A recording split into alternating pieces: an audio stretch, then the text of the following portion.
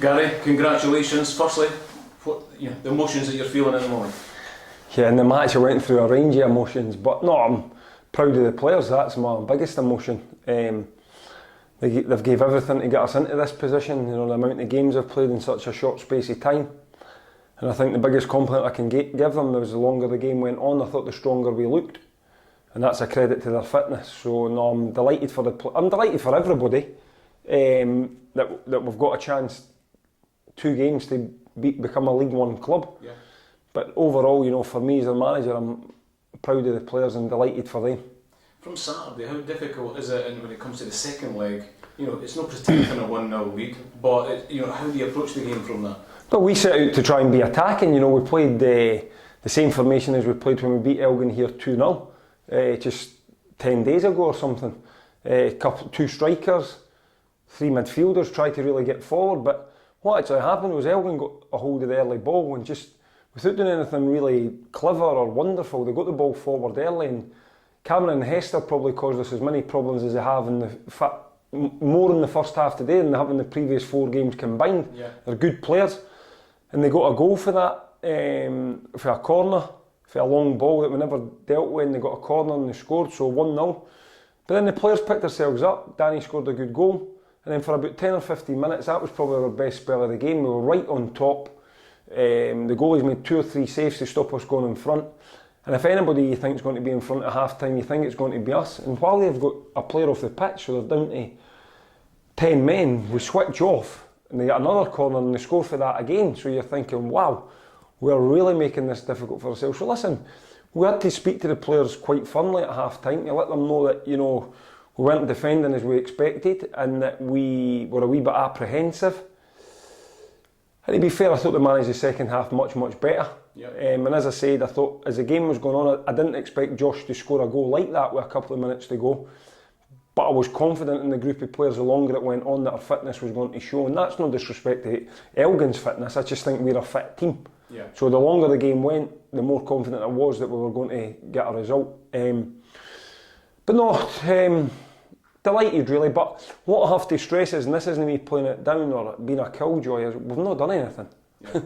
Listen, we've gave ourselves a chance to get out of League 2 and we should enjoy it for the next couple of days, but that's all we've done. Yeah. And then it's up to myself, the staff, the players to make sure that all the hard work that we've put in to give ourselves a chance doesn't go to waste, and that's what we've got to do.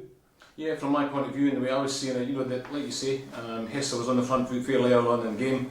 I would probably say halfway through that, I think the midfield started to get its act together and started to pull the strings. And again, up front, Uzi started pulling the defenders into areas. He charged down the ball again, and that got laid off by Thompson to Hanlon for the goal. Yeah, I think Uzi, he done a lot of the unselfish stuff tonight. I think the one that caught the eye was Danny. I thought Danny played well. I thought Danny would probably look like the most likely in the team to get us a goal tonight. Yeah. And he's becoming a really consistent performer over the last 5 or 6 games, Danny. But that maybe suit him, the bigger the game, the bigger the player.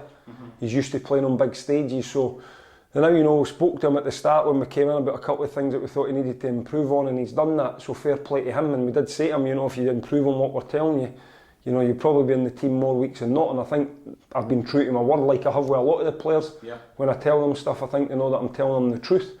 So Danny played well, but listen, we needed the whole team to get us where we are now. There was lads that never played tonight due to injury that have played their part. But I don't want this to sound as a speech as though I'm thanking everybody because we've achieved something. We've not achieved anything. Yeah. I can't stress that enough. I want people to be happy that we're through, and I want people to look forward to the game, but I can't stress enough we've done nothing. Yeah. And to note on that, it's 2 minutes to go. Are you mentally in your head now preparing for extra time? Well, we just said, we probably won't make another sub until we get in, until the game goes into extra time.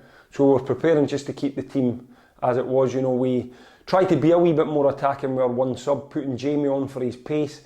Blackie was on a booking as well, so it sort of made the choice up for us because we didn't want to go down to 10 men.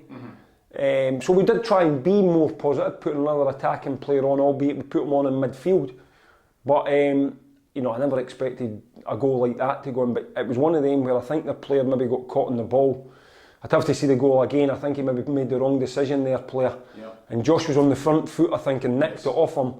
and you knew as soon as he nicked it off him he was going to hit it, and then it's just you're in the lap of the gods really about where it ends up. But you know, James, speaking to James after the game, who was up in the balcony, says honestly as soon as he left his foot we knew it was in. Obviously I was maybe a couple of seconds behind that, but real emotion on the bench when that goes in, and then it's just trying to calm everybody down and make, you know, we were going to make a couple of subs, and then we thought, well, that's going to add on another 30 seconds. Yep. And the ref and the linesman tell us it's 3 minutes and they get a corner when they're into 5 minutes, and I'm thinking, wow, where's the extra 2 minutes came from? So it was a wee bit nervy at the end, as you would understand, but we got over the line. Now we can take a couple of days just to reflect on what we've done, what we can do better, and then come Thursday, Saturday, it's preparation for the games on Monday and Thursday. And you'll not be aware of this, but both ends of the ground have got the garages on them. I was aware of it.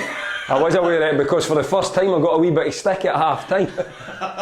So I wasn't too happy with that, so they can cut that out. But no, listen, I was aware of it, and the crowd seem to be increasing on that garage roof, so they better be reinforced roofs moving forward, I think, especially if we're only going to allow 500 fans in. So no, listen, they're great, they make enough noise for 500 people.